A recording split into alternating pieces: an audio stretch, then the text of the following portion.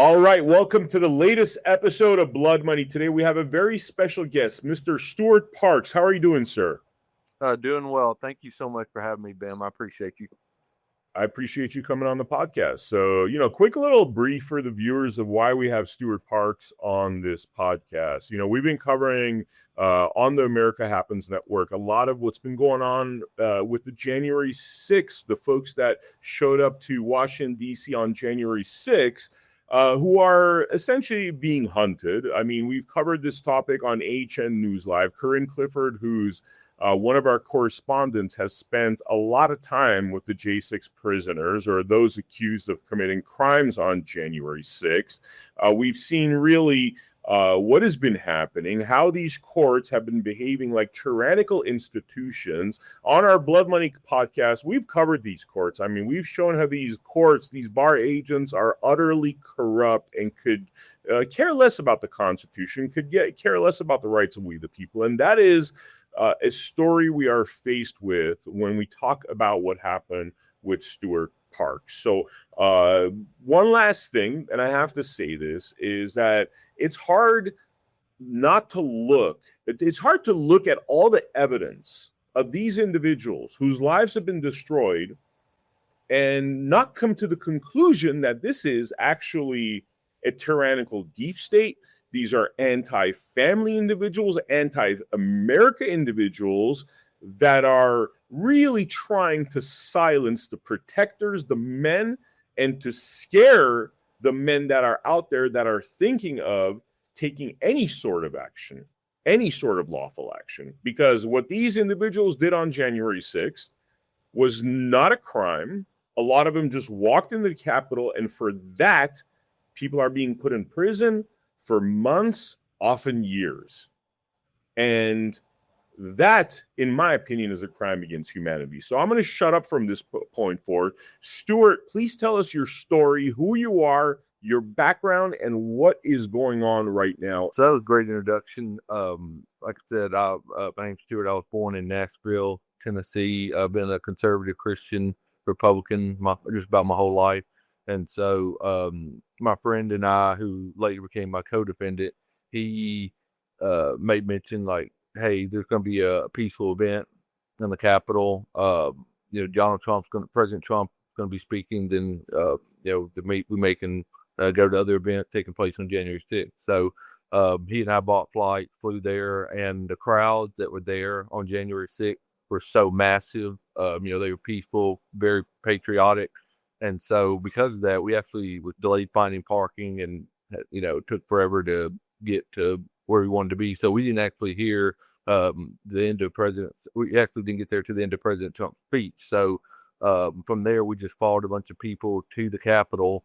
And by the time we got there, the crowds were peaceful, again, patriotic. We saw people waving flags, wearing costumes. A lot of people were laughing, cutting up, in a good mood.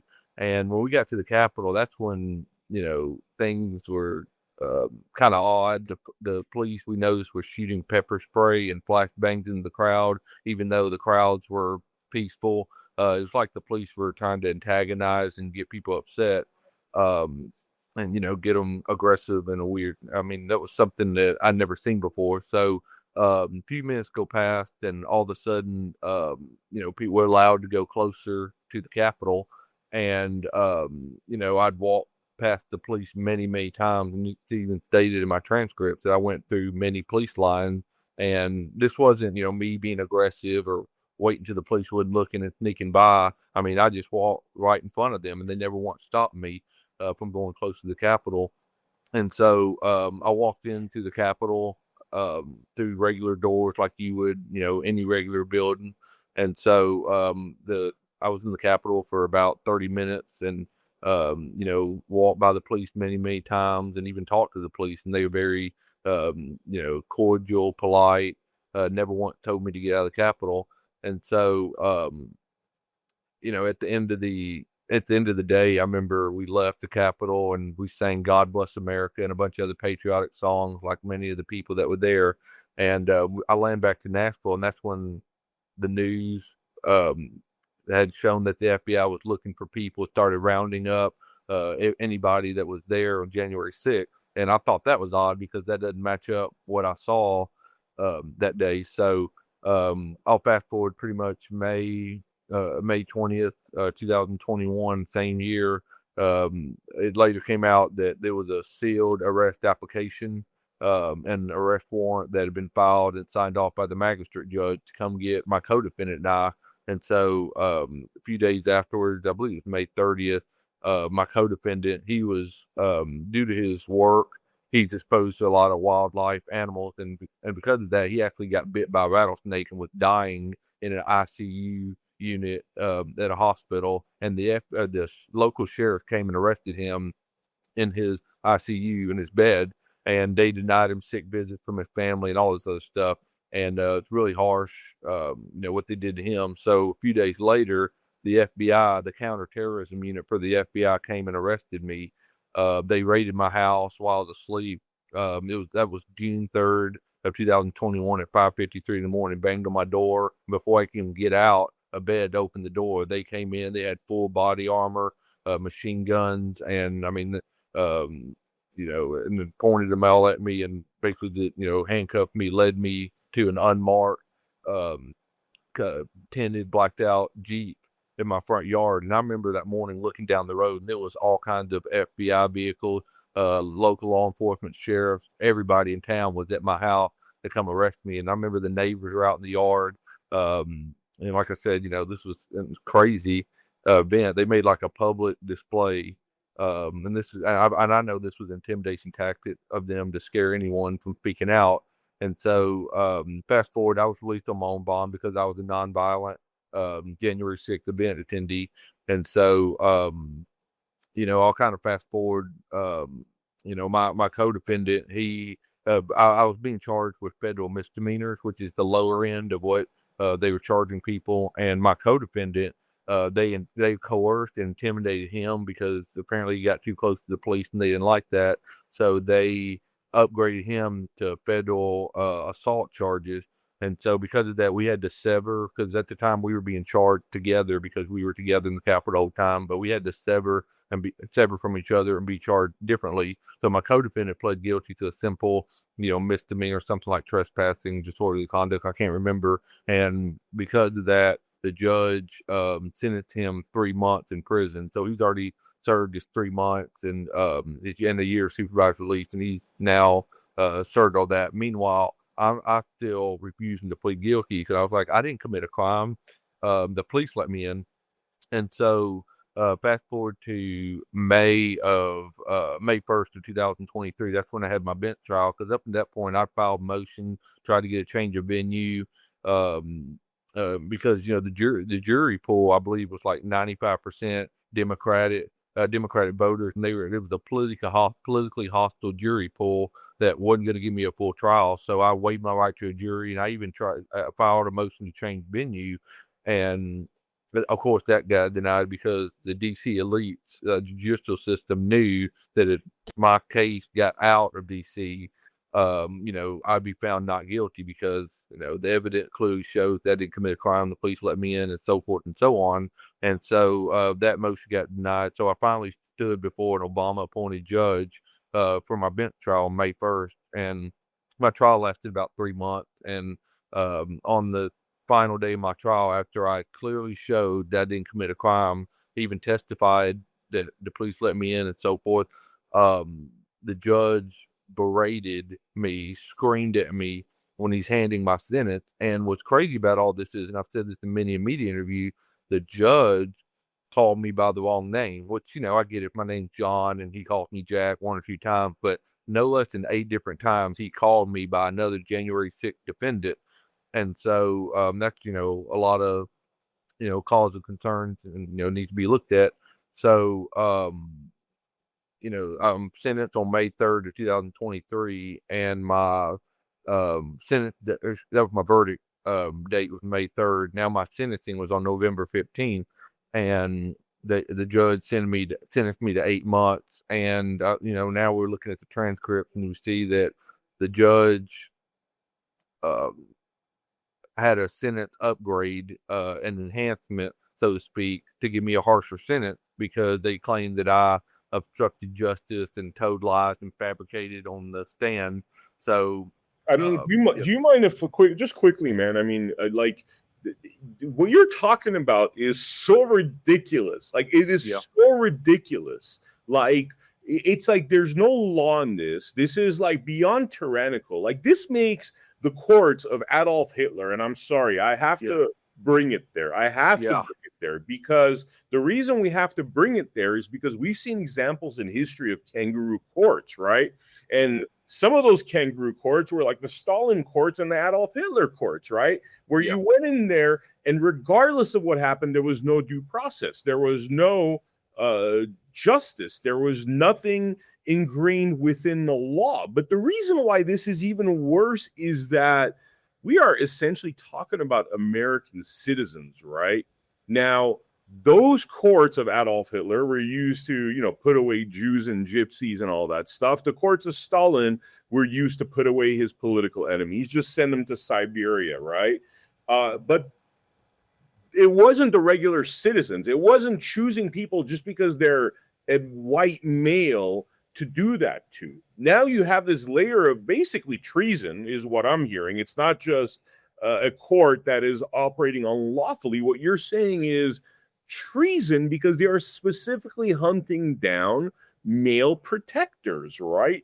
And going out of the law to do that. And when you look at all this like toxic masculinity nonsense, the Me Too movement, I mean, how do you look at this and say this is not a treasonous attack against regular males that are just looking to protect their country? That's what's so bizarre about what you're saying is the extent of how they violated due process, how they've made the courts into like literally a criminal syndicate. And another example I like to throw at you is Jesus Christ when he walks into the temple and says something like, this is the home of Satan or this is the synagogue of Satan because they're using it to sell stuff. I mean, that is what happened is going on with this court. This court is not operating in a function for justice for the law. It's really operating as a tool for treason and to punish and torture those individuals that are deemed to be enemies. And obviously, you've been deemed to be an enemy. So anyway, apologies about the rant, yeah. but like it is just absolutely so ridiculous hearing what they've done to you. Yeah, no, you're exactly right. And it's just and what you said about the males. I mean, there were mostly males there January 6th, and so they try to use me and many of the innocent people January 6th, and they try to upgrade my my sentencing enhancement for me to get a harsher sentence, so that they can send a message to anyone that hey, if you speak out or say the truth what happened, I mean, you're going to face serious punishment. And so to put this kind of to a conclusion, where I'm at right now is we're in the appeals process.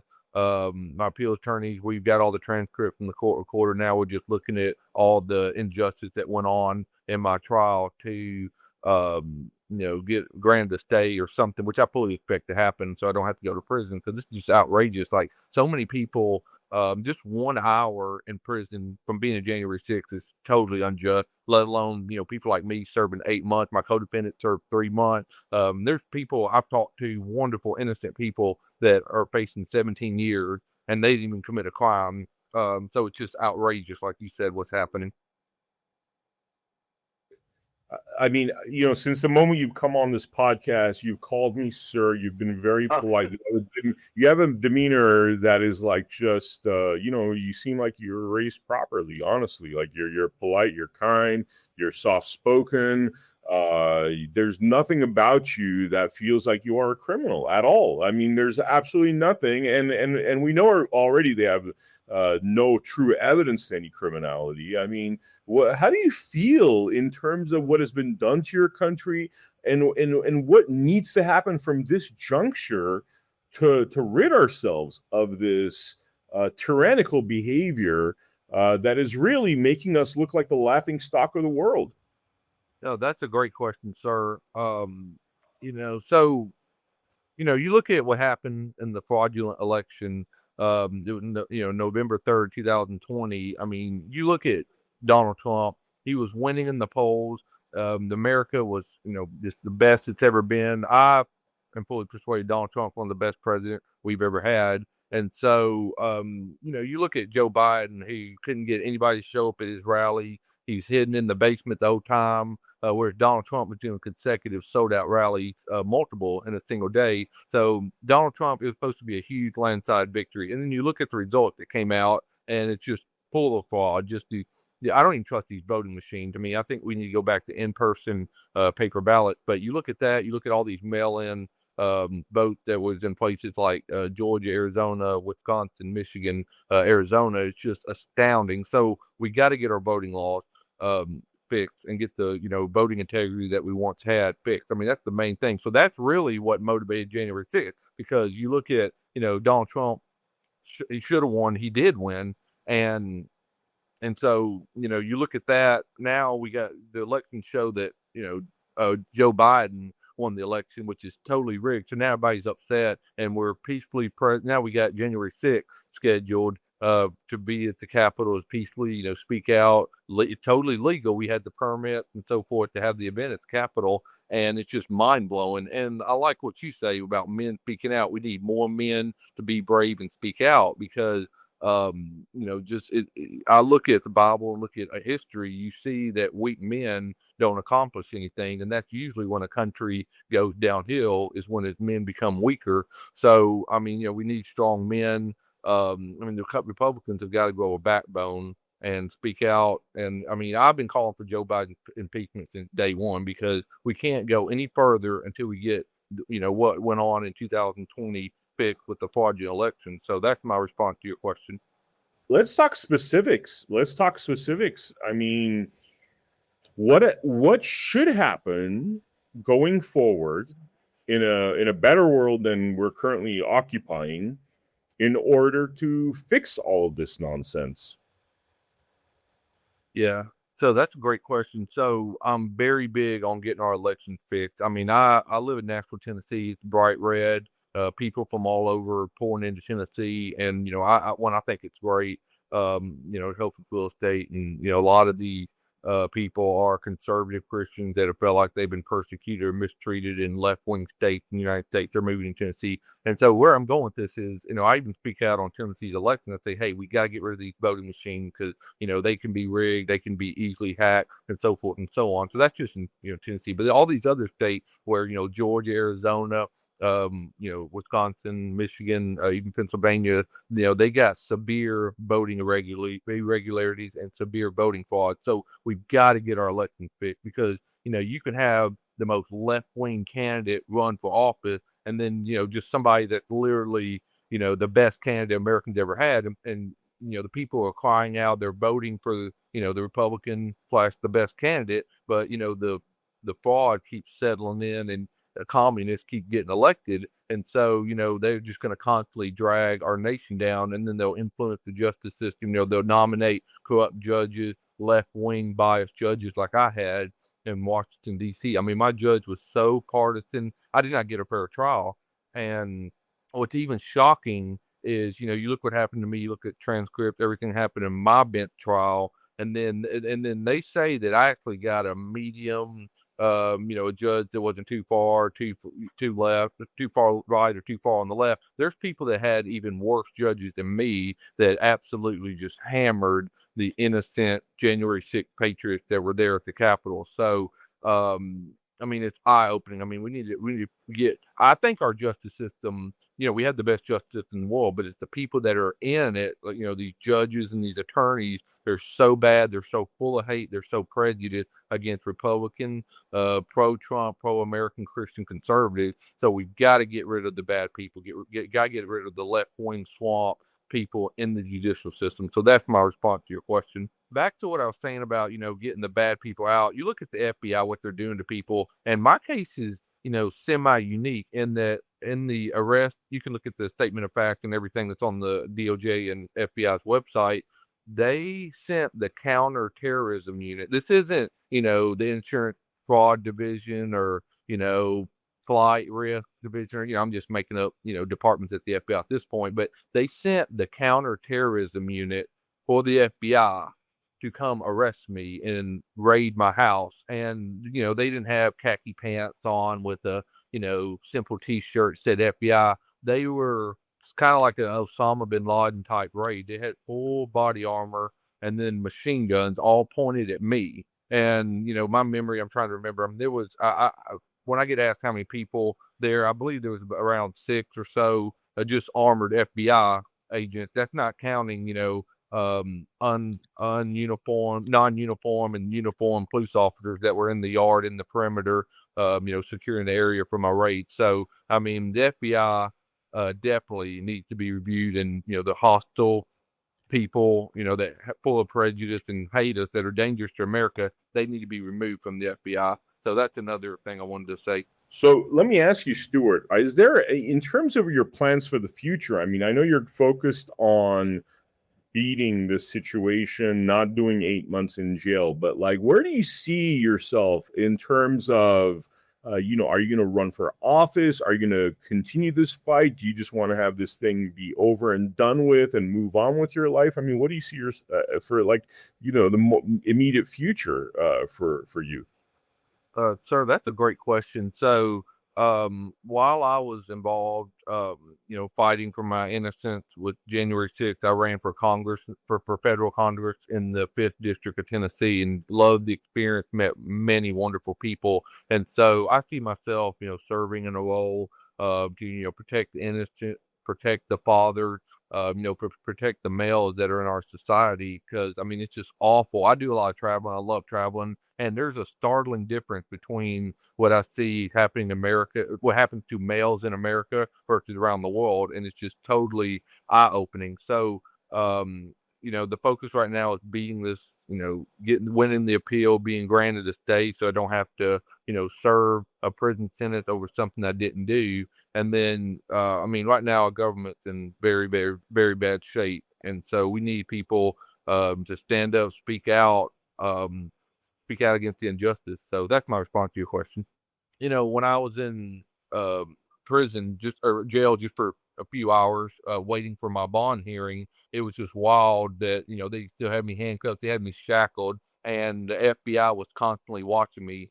They had other prisoners there in the jail with orange jumpsuits, and obviously they were being monitored by camera. But the FBI that arrested me from the counterterrorism unit, had their constant eye on me like I was public enemy number one. So it's just totally unjust, totally unfair how I was treated. And all that. Could I also mention Yeah, something here? This is a trick that they use against fathers. So the first episode of Blood Money, it was an audio recording, right? We're going to be on episode. This is going to be episode like probably deep 190s or early 200s, right? So the first episode that I ever recorded was about a father's rights activist in London, England, right?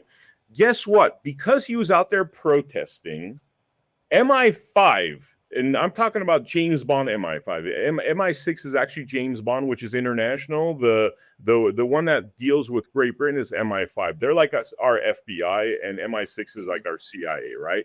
MI5 busts down this guy's door with 12 armed individuals and machine guns in London, right?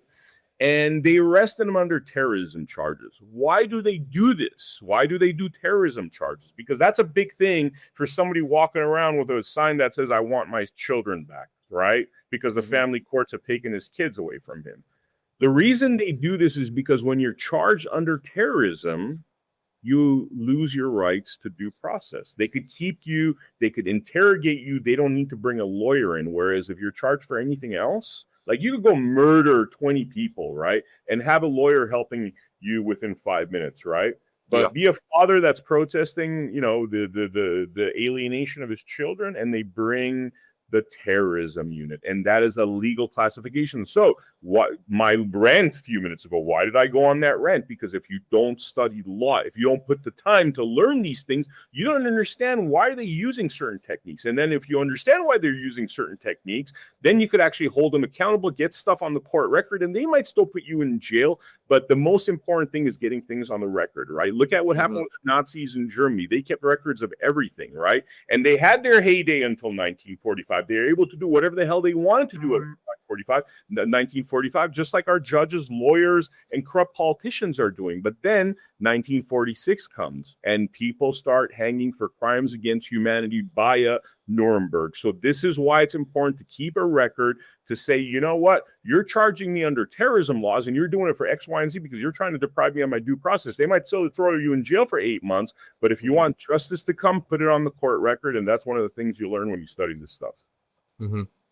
Yeah, no, you're exactly right. And I don't know how to say this, but obviously, I'm an outspoken individual and, I'm going to tell the truth. Obviously I did tell the truth and, I wanted everything to come out what happened on January 6th. And so it's exactly what you said. Once it got on the record, I noticed the judge is counting it. It changed. I mean, there was a time where I was on the stand giving my testimony, and the government prosecutor asked me something, and my defense attorney objected, and I can remember the judge gritting his teeth, saying, "I want to hear his testimony." I mean, he was that enraged that my lawyer objected, to protect me from the government trying to twist and turns and trick me on the stand. So when you look at the transcript, it's more of obviously they're trying to get me on what I did, being president on January 6th, but it's more of my testimony. I mean, they increased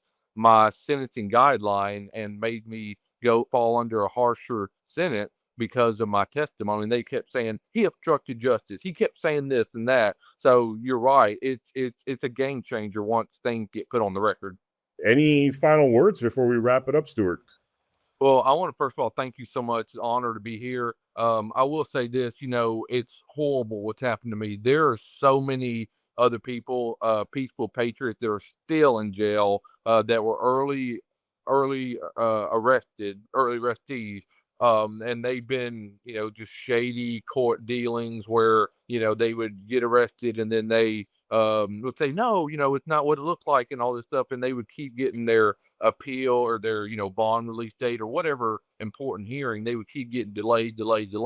And so that's like a number one deceptive trick of these, corrupt government lawyers is that, they know how to work the system, to harm innocent people like me. So where I'm going with this is there's many, many people that are serving, horrible sentences, 3 years, 2 years, all of those stuff. So my call is to have all peaceful January 6th patriots released, have all their charges dropped.